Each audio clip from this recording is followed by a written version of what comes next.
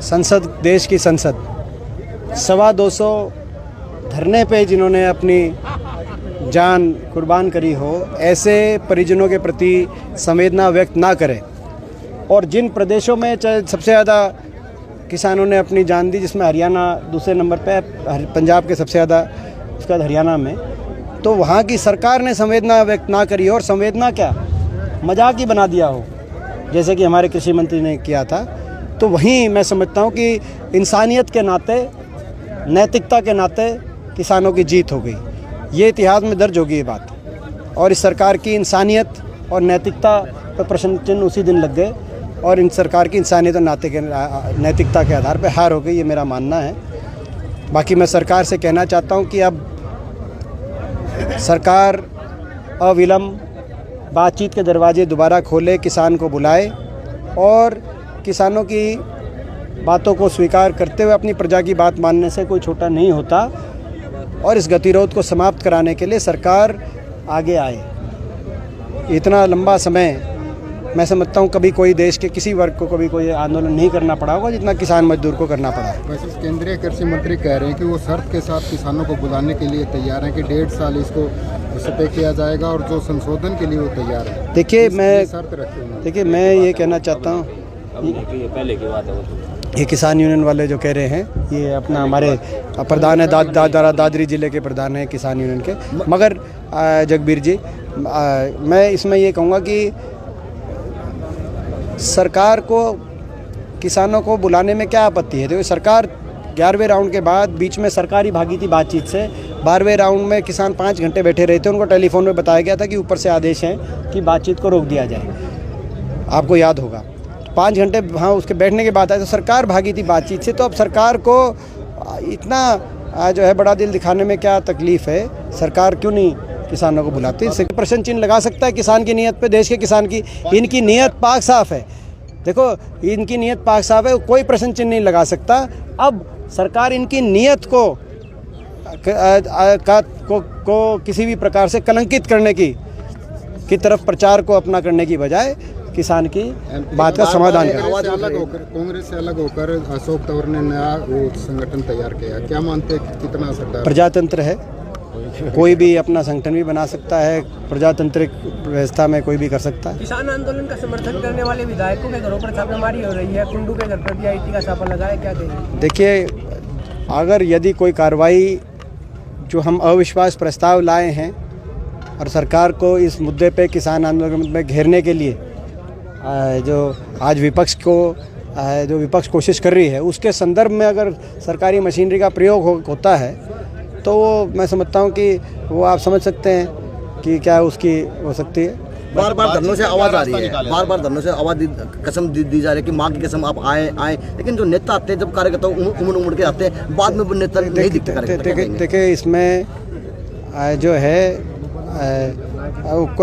बहुत लोग जो है इसमें धरनों के अंदर जितना हो सकता है आ भी रहे हैं। बाकी क्या है इसमें MP साहब, काफ़ी जो बीजेपी के नेता उनका विरोध हो रहा है, गांव में बहिष्कार हो रहा है, तो क्या मानते हैं? नहीं, जब मुख्यमंत्री जी का करनाल में ही कार्यक्रम नहीं हो रहा, करनाल में ही वो कार्यक्रम करने में सक्षम नहीं हो पा रहे अपने गृह क्षेत्र में, और उप मुख्यमंत्री जी अपने गृह क्षेत्र में उचाना में कार्यक्रम नहीं कर पा रहे, तो यानी कि जनता का विश्वास सरकार खो चुकी है।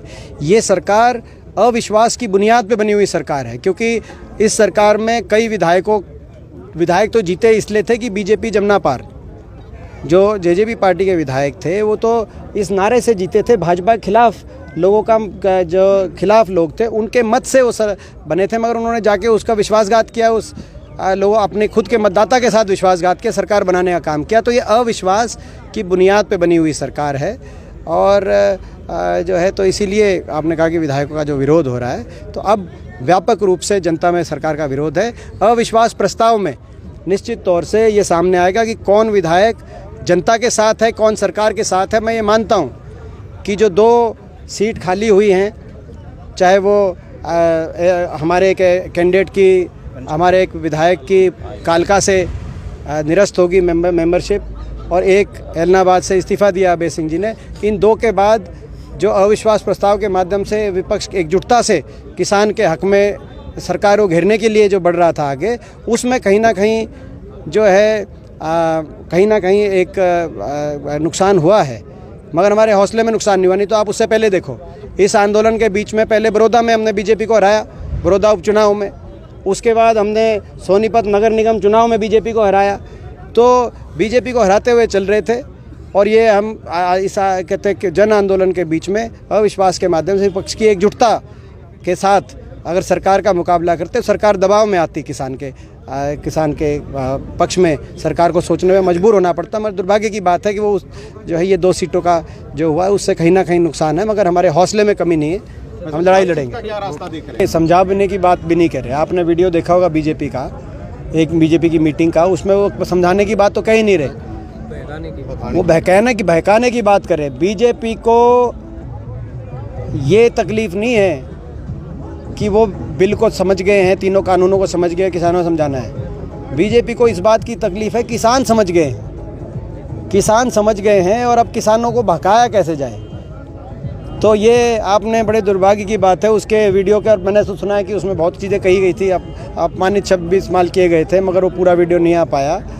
मगर उसमें किसान के लिए जो है अच्छी भावना नहीं रखी थी उस मीटिंग के अंदर। किसान जो अपनी फसलों को नष्ट कर रहे हैं उसके बारे में मैंने कही एक बात कि मैं सभी अपने किसान भाइयों से अपील करना चाहता हूँ कि ऐसा कोई कदम ना उठाएं, क्योंकि इस कदम उठाने से सरकार को कोई फ़र्क नहीं पड़ने वाला। जो 250 जानों के कुर्बान होने के बाद भी जो सरकार के मन में इंसानियत नहीं जागी हो, किसानियत छोड़ो, आप इंसानियत ही नहीं जागी हो, उस सरकार अगर फसल नष्ट करने के बाद उस सरकार से हम ज़्यादा उम्मीद नहीं कर सकते।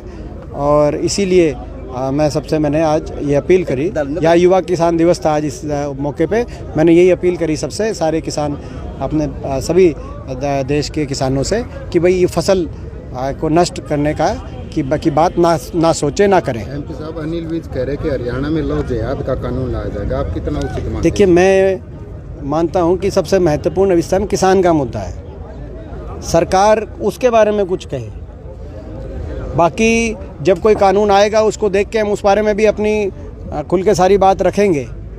कोई भी अगर कानून न्याय संगत कोई कानून बनाया जाए सरकार की तरफ से, उसको देख के जो है उसमें जो है क्या उसके पहलू हैं सारे मैंने कहा जो पहलू हैं उसके बारे में हम खुल के बात रखेंगे। मगर आज मुद्दा क्या है, आप खुद बताओ, हरियाणा में क्या मुद्दा है? सरकार आंख पे पट्टी बांध ले तो क्या मुद्दा ख़त्म हो जाएगा? क्या ये क्या आपने इतने लंबे आंदोलन देखे कभी?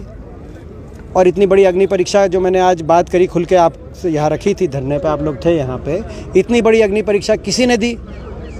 इतने लोगों की जो है शव आए धरनों से वापस, 3-3 महीने हो जाएं, सारी सर्दी निकल जाए, लाखों हज़ारों की तादाद में आज भी 17 किलोमीटर है टिकरी बॉर्डर पे, 14 किलोमीटर सिंगू बॉर्डर पे, उसके बावजूद इतनी शांति और अनुशासन से कि पुलिस चौकी में एक छोटी कंप्लेंट भी कि किसान के नाम पे ना आए। आप जाके पूछो भादुगढ़ से, वहाँ के जो है शहर से पूछो, वहाँ के दुकानदारों से पूछो आप।